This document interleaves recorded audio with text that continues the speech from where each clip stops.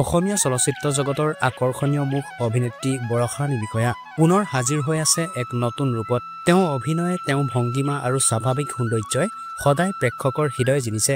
এইবাৰো তেনেকৈ কিয়নো যৌৱনে আমনি কৰে পাৰ্ট 2 ছবিখনত তেওঁ অভিনয় কৰিছে এটা মনোমোহা চৰিত্ৰত। এই চৰিত্ৰত দেখা পাব একেবাৰে ভিন্ন বৰষাৰাণীক, যিয়ে কেতিয়াবা প্ৰেমৰ ভাষা, কেতিয়াবা সপোনৰ ৰং আৰু কেতিয়াবা জীৱনৰ গভীৰ বেদনা প্ৰকাশ কৰিব। প্ৰতিটো দৃশ্যত তেওঁৰ চকুৰ ভাষাই কব অনুভৱৰ কাহিনী। অসমীয়া চলচ্চিত্ৰক আগবঢ়াই নিয়াৰ যাত্ৰাত বৰষাৰাণী সদায় আগশাৰীত। অভিনয় শিল্পীৰ জৰিয়তে তেওঁৰ নিৰন্তন দেখুৱাই আহিছে এজন প্ৰকৃত শিল্পী কিদৰে প্ৰেক্ষকৰ হৃদয়ত জীয়াই থাকিব পাৰে। এই ছবিখনো তাৰ ব্যতিক্ৰম নহব। অহা 10 অক্টোবৰত মুক্তি পাব এই বিশেষ সৃষ্টি। তেতিয়াহে পৰ্দাত উন্মোচিত হব বৰষাৰাণীৰ সেই নতুন ৰূপ, যত প্ৰেম, যৌৱন আৰু জীৱনৰ জটিলতাই একেলগে গঢ়িব এটা অনন্য কাহিনী। এতিয়া সকলোৰে অপেক্ষা মাথো 10 অক্টোবৰৰ দিনটো, যেতিয়া পৰ্দাত পুনৰ জোনাকৰ দৰে দীপ্তি ছটিয়াব বৰষাৰাণী বিষয়াই। ধন্যবাদ।